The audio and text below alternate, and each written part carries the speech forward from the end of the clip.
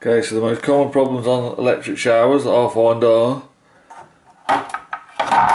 the main switch, if you've got an electronic switch,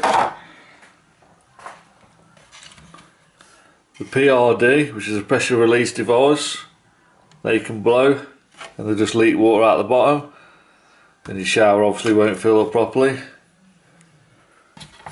Your thermal cutout can go, so test the continuity across that. You've got heater elements, 2 of them for the 2 modes.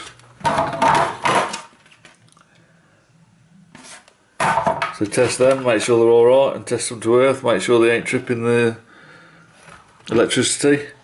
Then you got microswitches, and there's microswitches there. So you get a few microswitches in these that can go, so you need to test all of them. Then you've got a solenoid valve that opens up and lets water into the system. That is a main problem. Most of the call outs I'll get are for them or the TCO. So that's it really.